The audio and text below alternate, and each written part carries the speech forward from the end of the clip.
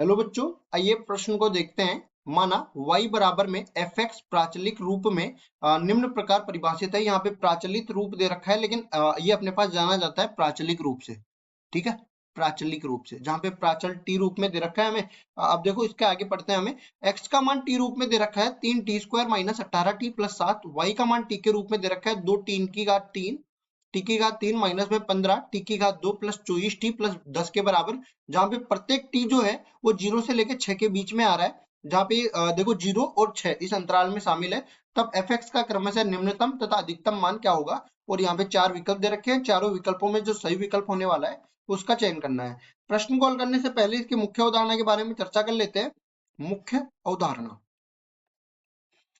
देखो, सबसे पहली चीज मान लो कि हम लोग अधिकतम और निम्नतम मान निकालते कैसे हैं। जैसे y बराबर में fx कोई भी अपने पास फलन दे रखा है और x का मान जो है a से लेके b के बीच में इस अंतराल में दे रखा है। अब इस अंतराल में हमें इसका उच्चतम और निम्नतम मान निकालना है। तो क्या करेंगे, एक बार इसका अवकलन कर देंगे। dy बटा dx हो गया और इससे मेरे को f डैश x निकल के आ गया। अब f डैश x से मैं क्या करूंगा, इसके क्रांतिक बिंदु निकालूंगा। क्रांतिक बिंदु, और क्रांतिक बिंदु वही लूंगा जो यहाँ पे इस अंतराल में मौजूद हो। ठीक है, तो जैसे मैंने बोला कि क्रांतिक बिंदु एक तो x1 आ गया, एक x2 आ गया, एक x3 आ गया, ये 3 बिंदु आ गए। और अब देखो क्या करेंगे हम लोग, एक तो fa निकालेंगे, एक f x1 निकालेंगे और एक f x2 निकालेंगे, फिर f x3 और ये किनारे का बिंदु एक f भी निकाल लेंगे। इनमें जो मान अधिकतम होगा वो इसका उच्चतम मान हो जाएगा और जो मान निम्नतम होगा वो इसका निम्नतम मान हो जाएगा। ठीक है, इस तरीके से हम लोग अधिकतम या न्यूनतम मान निकालते हैं जब अपने पास 0 से लेके 6 के बीच में या फिर कोई भी अपने पास ऐसा अंतराल दिया गया हो। तो अब देखो सवाल को हल करते हैं। सवाल में x का मान तो किसके बराबर दे रखा है, 3t की घात 2 माइनस 18t+7। 3t की घात 2 माइनस में 18t+7 के बराबर। इसी तरह y का मान बराबर दे रखा है इसके 2t की घात 3, 2t की घात 3 माइनस में 15t की घात 2। और इसके बाद हमने अपने पास आएगा प्लस 24t+10 के बराबर। प्लस 24t+10 के बराबर ये बन जाएगा। अब देखो इसके बाद हम लोग इसको dy बटा dx या इसका प्रथम अवकलज निकालने के लिए क्या करते हैं, हम लोग जानते हैं कि dy बटा dx जो होता है वो बराबर किसी दूसरे चर के रूप में दे रखा हो ना, तो y का पहले उस चर के सापेक्ष अवकलन करते हैं और फिर x का भी उस चर के सापेक्ष अवकलन कर देते हैं और इस तरह से हम लोग बना देते हैं, दोनों का अनुपात ले लेते हैं। तो देखो क्या करेंगे, सबसे पहले x का t के सापेक्ष अवकलन करेंगे तो ये बन जाएगा 6t माइनस में 18 के बराबर। और इसको आगे और सरल कर सकते हैं। देखो dx बटा dt का मान कह सकते हैं 6 उबनिश लेने पर t माइनस 3 के बराबर आ जाएगा। अब देखो दूसरी तरफ इसको भी हम लोग अवकलित कर देते हैं तो dy बटा में dt का मान किसके बराबर आ जाएगा। देखो दो दूनी 4, तो यहाँ पे देखो एक गलती कर दी है मैंने। ठीक है, ये 2t की घात 3 बनेगा, लेकिन 2t की घात 2 लिख दिया है हमने। इसको ठीक कर देते हैं, ये अपने पास बनेगा 2t की घात 3। तो यहाँ से देखो 3 दूनी 6 बनेगा। अब 6t की घात 2 माइनस में 15 दूनी 30 t प्लस में 24 बन जाएगा। अब देखो इसको भी आगे हल करेंगे ना, तो dy बटा dt का मान 6 उबनिश लेने के पश्चात बन जाएगा t की घात 2 माइनस में 5t प्लस में यहाँ पे 4 के बराबर ये बन जाएगा। अब यहाँ पे देखो इसके गुणनखंड भी कर देते हैं तो dy बटा में dt का मान किसके बराबर आ जाएगा, 6 तो बार है ही, इसके गुणनखंड हो जाएंगे t माइनस 4 और t माइनस 1 के बराबर। ठीक है, अब देखो dy बटा dx का मान निकाल लेते हैं। तो dy बटा dx मैंने कहा था किसके बराबर आएगा, dy बटा में dt और बटा में dx बटा में dt के बराबर ये बन जाएगा। तो देखो ऊपर वाला तो क्या, 6 गुणा में t माइनस 4 गुणा में t माइनस 1 और नीचे आ जाएगा t माइनस 3। अब सवाल ये उठता है कि क्रांतिक बिंदु निकालेंगे कैसे f डैश x से। तो अब क्या करेंगे, जिन बिंदुओं पर अपने पास f डैश x का मान 0 बन जाए या फिर अपरिभाषित बन जाए उन बिंदुओं को क्रांतिक बिंदु कहते हैं। तो देखो यहाँ पे क्रांतिक बिंदु कौन कौन से आ गए, क्रांतिक बिंदु ये सब t के रूप में ही आ रहे हैं अपने पास। पहला क्रांतिक बिंदु अपने पास t बराबर 1 मिलेगा, दूसरा अपने पास t बराबर 4 मिलेगा। और जब अपने पास ये f डैश x का मान अपरिभाषित बनता है ना, तब t का मान 3 के बराबर मिल जाएगा। और इनके अलावा देखो किनारे के बिंदु कौन कौन से है, 0 और 6। तो मतलब कि अपने पास एक समुच्चय बन गया जिन पर हमें अधिकतम या न्यूनतम मान मिल सकता है। उस समुच्चय में हमारे पास एक अवयव 0 आ गया, फिर 1 आ गया, फिर अपने पास 3 आ जाएगा, फिर 4 आ जाएगा और फिर 6 आ जाएगा। ये t का जो समुच्चय बना है ना, टी बराबर में ये जितने भी मान है उसका एक समुच्चय बन गया, इन पर हमें अधिकतम या न्यूनतम मान मिल सकता है। तो अधिकतम और न्यूनतम मान के लिए हमें y को उठाना पड़ेगा यहाँ से और y पे सारे मान रखने पड़ेंगे।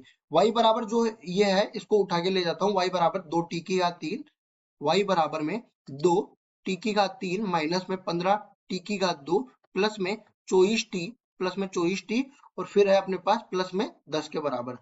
अब देखो टी का मान रखते हुए चलते हैं और y का जो अधिकतम मान होगा वो इस फलन का अधिकतम मान बन जाएगा और y का जो न्यूनतम मान होगा वो फलन का न्यूनतम मान बन जाएगा, क्योंकि यहाँ पे पहले ही दे रखा है सवाल में कि y बराबर में fx है। देखो यहाँ पे बता भी सकता हूँ y बराबर में fx ऐसा दे रखा है। तो देखिए यहाँ पे एक एक करके सारे मान निकालते हैं। इसको मैं fx के बराबर मान लेता हूँ, ft के बराबर जिसको बोल सकता हूँ। तो ft सबसे पहले मैं f0 का मान निकालूंगा, तो सब जगह 0 रखूंगा, तो 2 0 की घात 3 माइनस में 15 0 की घात 2 और प्लस में 24 गुणा में 0 और प्लस में 10 के बराबर। तो कुल मिला के 10 के बराबर आ गया। फिर हम लोग मान निकालते हैं f1 का, तो ये कितना बनेगा 2 गुणा में 1 की घात 3 माइनस में 15 गुणा में 1 की घात 2 और प्लस में 24 गुणा में 1 प्लस में 10 के बराबर ये बन जाएगा। इसको आगे हल करते हैं तो ये देखो 2 माइनस में 15 प्लस में 24 और प्लस में 10 के बराबर ये बन जाएगा।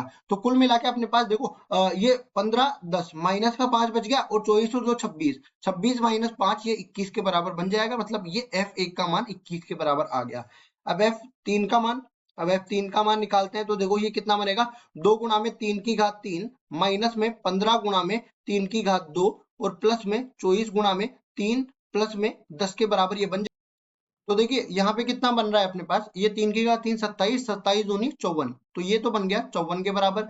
फिर इसके बाद देखो 3 दूनी 3 तिया 9, 9 15 को 9 से गुणा करेंगे तो माइनस का 135 और यहाँ पे 24 तिया 72 और प्लस में 10 के बराबर ये बन जाएगा। इसको आगे हल करते हैं ना, तो देखो प्लस वाले को एक साथ जोड़ लेंगे, 54 प्लस 72 और प्लस में 10, ये आ गया 136। 136 में से 135 घटाएंगे तो अपने पास बन जाएगा 1 के बराबर। अब चलते हैं f4 का मान निकाल लेते हैं। तो f4 किसके बराबर आएगा 2 गुणा में 4 की घात 3 माइनस में 15 गुणा में 4 की घात 2 और प्लस में 24 गुणा में 4 और ये बन जाएगा प्लस में 10 के बराबर। अब इसको सरल करते हैं, देखो 4 की घात 3 कितना बन जाएगा 64 और 64 को हम लोग 2 से गुणा करेंगे तो ये बन जाएगा 128 के बराबर। तो 128 आ गया। इसके बाद देखो 4 की घात 2 16 और 16 को हम लोग 15 से गुणा कर देते हैं तो ये अपने पास 240 के बराबर बनेगा। तो माइनस में 240, फिर अपने पास 24 चौक 96 हो जाता है और प्लस में 10 के बराबर ये बन जाता है। अब प्लस वालों को एक साथ जोड़ देंगे 128 और 94 प्लस 10, ये अपने पास 232 के बराबर आ जाएगा। और 232 में से हम लोग 128 को 240 को घटा देंगे। देखो यहाँ पे मैंने गलती करी है, ये 24 चौक 96 होगा तो इसको सही कर देते हैं। ये अपने पास 24 चौक 96 मतलब यहाँ पे 96 बन जाएगा। अब हम लोग 128 जो हमारे पास 232 आया था ना उसमें 2 और जुड़ जाएगा मतलब 234 और 234 में से 240 घटाएंगे तो ये पूरा मान -6 के बराबर बनेगा। अब एक बिंदु और शेष रह गया f6, ये मान हम लोग निकालते हैं तो 2 गुणा में 6 की घात 3 बन जाएगा माइनस में 15 गुणा में 6 की घात 2 बन जाएगा और प्लस में 24 गुणा में 6 बन जाएगा और प्लस में 10 के बराबर ये बन जाएगा। अब यहाँ पे इसको सरल करते हैं, देखो 6 की घात 3 216 के बराबर होता है, 216 को 2 से गुणा करते हैं तो ये 432 के बराबर आ जाएगा। फिर माइनस के साथ में 6 की घात 2 का मान 36 के बराबर होता है, 36 को हम लोग 15 से गुणा करते हैं तो ये 540 के बराबर आ जाता है। इसके बाद देखो 24 को हम लोग 6 से गुणा करते हैं तो ये 144 के बराबर आ जाएगा और साथ में प्लस में 10 है यहाँ पे। अब प्लस वालों को जोड़ देते हैं, 432 प्लस 144 प्लस 10, ये अपने पास 586 के बराबर आ जाएगा और 586 में हम लोग घटा देंगे 540 को। तो यहाँ से ध्यान से देखिए ये 46 के बराबर बच जाएगा। तो यहाँ हम लोग देखेंगे इन सब में जो अधिकतम मान है ना वो तो अपने पास 46 के बराबर है और जो न्यूनतम मान है वो -6 के बराबर है। तो लिखेंगे अधिकतम मान 46 के बराबर आ जाएगा और न्यूनतम मान को भी लिख देते हैं। न्यूनतम मान अपने पास आ गया -6 के बराबर। देख लेते हैं कौन से विकल्प में 46 और -6 दे रखा है। तो यहाँ पे देखेंगे पहले न्यूनतम बोला है और फिर अधिकतम बोला है, तो कोई बात नहीं है, हमारे पास जैसे विकल्पों में दे रखा है वो लिख देंगे 46 और -6। ये डी विकल्प में दे रखा है तो देखो यहाँ पे निम्नतम और अधिकतम क्रम से बोला है तो 46 निम्नतम तो हो नहीं सकता, अधिकतम ही मान होगा ना। तो यहाँ पे 46 और -6 ये डी विकल्प बिल्कुल सही उत्तर हो जाएगा। आशा करता हूँ ये सवाल आपको समझ में आया होगा। धन्यवाद।